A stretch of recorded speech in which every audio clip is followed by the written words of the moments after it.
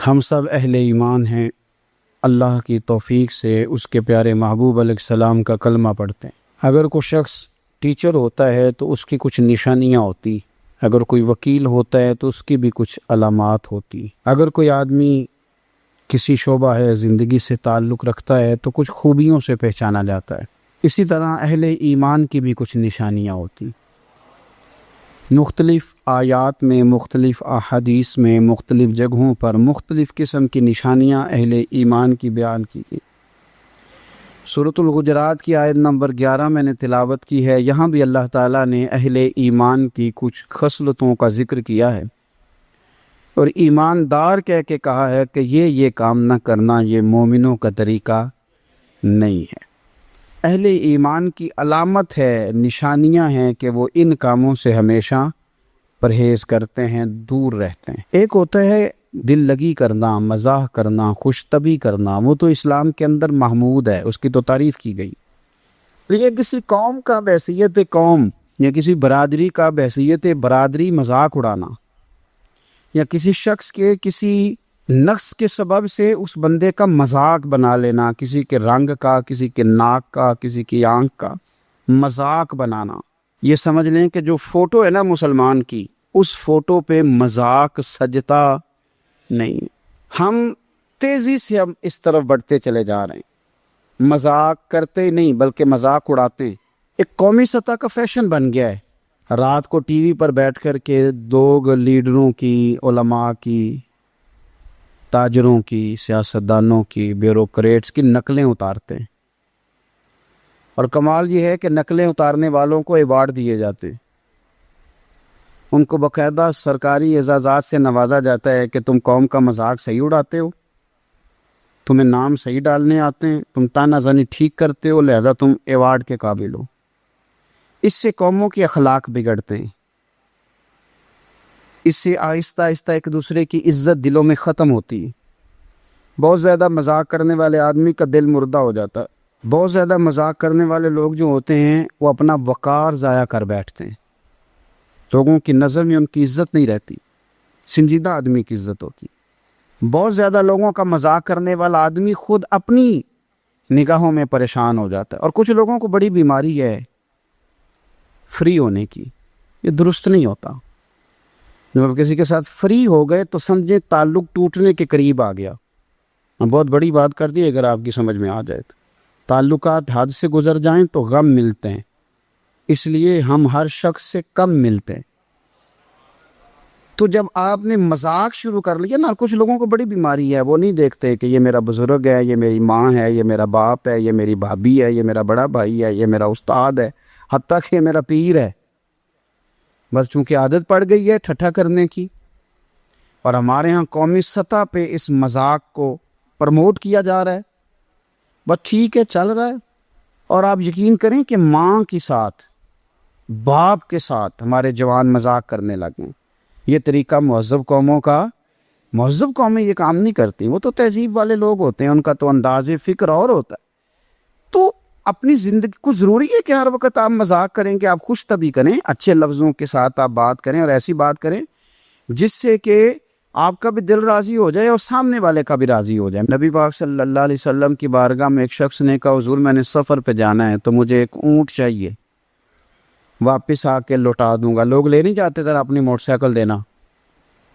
اس نے کہا حضور ایک اونٹ چاہیے، تو حضور مسکرائے، فرمائے اس کو نا اونٹ کا بچہ دے دو، اسے اونٹنی کا بچہ دے دو، واپس آ کے واپس کر دے گا۔ تو وہ صحابی کہنے لگے حضور میں نے بڑی دور جانا ہے، اونٹنی کا بچہ میں کیا کروں گا؟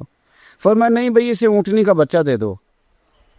حضور بڑی دور جانا ہے، اونٹنی کا بچہ۔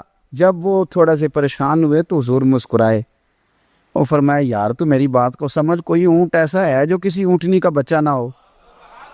ہر اونٹ ہی کسی اونٹنی کا بچہ ہوتا ہے، تو تجھے پورا بڑا اونٹ دیں گے پر ہوگا تو اونٹنی کا بچہ ہی نا۔ تو یہ خوش طبعی ہے۔ آپ دیکھیں اس میں کسی بندے کا کوئی مذاق نہیں اڑا، کسی شخص کو کسی وجہ سے تکلیف نہیں ہوئی، یعنی ایک جنرل بات۔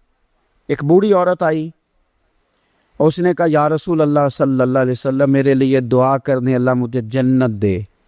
تو حضور مسکرا کے فرمانے لگے بوڑھیاں تو جنت میں جائیں گی نہیں، وہ رونے لگ گئی، پریشان ہو گئی. حضور بوڑھیاں نہیں جائیں گی، تو حضور فرمانے لگے تو بلا وجہ پریشان ہو گئی ہے، ساری بوڑھیوں کو اللہ جوان کر کے جنت میں داخل کرے.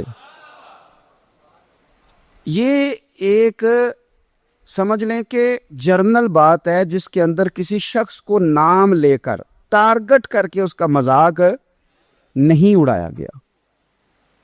تو ہم مطلب وہ کچھ لوگ اوور ہوتے ہیں، وہ ٹھیک نہیں. اس سے کیا ہوتا ہے کہ آپ تو سمجھ رہے ہیں کہ آپ بڑے سمجھدار آدمی ہیں، لیکن اس سے آپ کی شخصیت مجروح ہوتی ہے. یہ اخلاقی رویہ آپ سادی سی بات کریں، اور آپ یقین کریں جو لوگ سادی سی اور مختصر سی اور اچھی سی بات کرتے ہیں وہ نہ کسی پہ بوجھ بنتے ہیں، نہ کسی کو تکلیف دیتے ہیں، وہ بے ضرر ہوتے ہیں. اور جو بے ضرر بندہ ہوتا ہے وہ گھر والوں کے لیے بھی اچھا ہوتا ہے اور باہر والوں کے لیے بھی اچھا ہوتا ہے. تو کوئی مذاق کسی قسم کا اس طرح کسی کے ساتھ فری ہونے کی کوئی ایسی ضرورت پیش نہ آئے آپ کو. آپ سادے رہے. اور میں نے کہہ دیا آپ کو کہ جس دن آپ ایک دوسرے کا مذاق اڑانے لگ جائیں گے اس دن آپ کے تعلقات سامنے والے سے خراب ہونے لگ جائیں گے. مذاق کا رزلٹ نفرت ہوتا ہے. مذاق جب آپ کرتے ہیں تو اس کا نتیجہ نفرت کی صورت میں برآمد ہوتا ہے. کبھی بھی اچھا اس کا نتیجہ برآمد. آپ ایک دوسرے کی عزت کریں. دوست اس دوست کو نہیں کہتے کہ آپ ایک دوسرے کا مذاق اڑائیں، ایک دوسرے کے گھر والوں پہ تان و تشنیع کریں، بلکہ ایک دوسرے کو عزت دیں، ایک دوسرے کے خوشی غمی میں کام آئیں، ایک دوسرے کے دکھ میں حوصلہ افزائی کریں، ایک دوسرے کے سکھ میں اس کی خوشیاں تقسیم کریں. ان چیزوں سے آپ کی دوستی مضبوط ہوگی، تعلقات بڑھیں گے. لیکن اگر آپ یہ کہیں کہ میں دوست کے ساتھ فرینک ہوں تو میں نے ایک دوسرے کو گالیاں دینی ہے، تو یہ بات درست نہیں ہے، یہ طریقہ ٹھیک نہیں. ہم اگر چاہتے ہیں کہ ہمارے تعلقات میں مضبوطی آئے تو پھر اس کے لیے ہمیں ایک دوسرے کی قدر کرنی چاہیے. یہ آیت مبارکہ نازل کب ہوئی؟ کچھ لوگوں نے حضرت بلال حبشی رضی اللہ تعالیٰ عنہ کی غریبی کا مذاق اڑایا، اور کچھ لوگوں نے حضرت عمار بن یاسر رضی اللہ تعالیٰ عنہ کے بارے میں کچھ باتیں کی. کچھ لوگوں نے حضرت صہیب رومی اور حضرت سلمان کے بارے میں کچھ باتیں کی. غریب لوگ تھے نا، تو امیر اکثر ہنستے ہیں، نہیں نہ کھا ٹفن نہیں کھولنا آتا غریب آدمی، اس کے گھر میں ہے ہی نہیں تو اسے کیسے کھولنا آئے گا. مہنگا تھرمس آ گیا تو غریب بیچارے کو کہاں کھولنا آئے گا، تو اس کا مذاق اڑایا جاتا ہے. اس کو نہیں پتا کہ اس نے اوون کیسے استعمال کرنا ہے، اس کے گھر ہے ہی نہیں بیچارے کے، اسے کیا پتا ہو، اس کا لوگ مذاق اڑاتے ہیں. لوگوں نے حضرت سلمان فارسی کا، صہیب رومی کا، بلال حبشی کا، عمار بن یاسر کا مذاق اڑایا ان کی غریبی کی وجہ سے. میرے رب کریم نے فرمایا کوئی قوم کسی قوم کا مذاق نہ اڑائے. تمہیں کیا پتا کہ بلال کی شان کیا ہے؟ تمہیں کیا پتا کہ صہیب رومی کا درجہ کیا ہے؟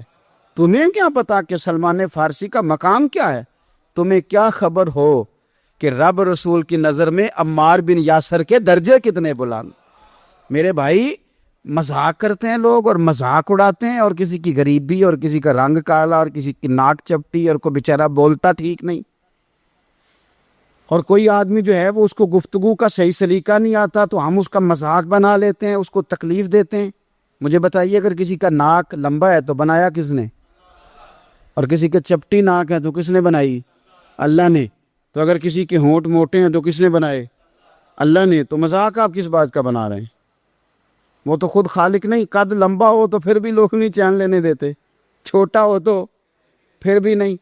تو ہم نے مذاق بنا لیا بہت ساری چیزوں کو، ہم نے تکلیف دی لوگوں کو.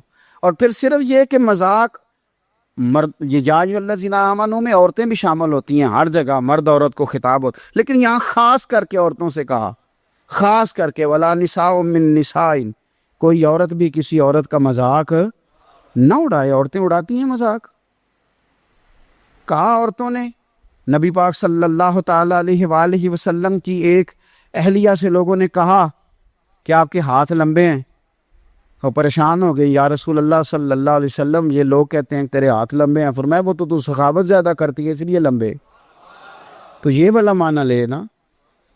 پیچھے بہت سارے لوگ ایسے تھے جن کے والدین مشرک تھے، وہ کلمہ پڑھ گئے. کچھ یہودی تھے، وہ کلمہ پڑھ کے مسلمان ہوئے. حضور کی ایک اہلیہ سے لوگوں نے کہا کہ آپ تو اس خاندان سے تعلق رکھتی ہیں جو پہلے یہودی تھا. تو نبی پاک صلی اللہ علیہ وسلم نے فرمایا تو کیوں پریشان ہوتی ہے؟ تو کہہ میں تو حضرت موسیٰ علیہ السلام کے خاندان میں سے ہوں، حضرت داؤد علیہ السلام، یوسف علیہ السلام کے خاندان میں سے ہوں. تیرے تو چچاؤں میں سے نبی ہوئے، والدین میں سے نبی ہوئے. فرمایا تو کہا کر کہ میں تو ایک نبی کی بیوی ہوں، ایک نبی کی بھتیجی ہوں اور ایک نبی کی میں بیٹی ہوں، تو نبی زادی ہے، تو کیوں پریشان ہوتی؟ تو لوگ مختلف جہتوں سے، عورتیں بڑا مذاق اڑاتی، تانا زنی کبھی نہ کریں، کسی شخص پر کبھی پھبتی نہ کسیں، کبھی کسی کے بارے میں آپ کمزور بات نہ کریں۔ آپ کو کس نے حق دیا؟ جس کو بنایا، جس طرح بنایا، میرے رب کریم نے بنایا۔ ہم کون ہوتے اللہ تبارک و تعالیٰ کی تخلیق پر اعتراض کرنے والے؟ اور میرے رسول پاک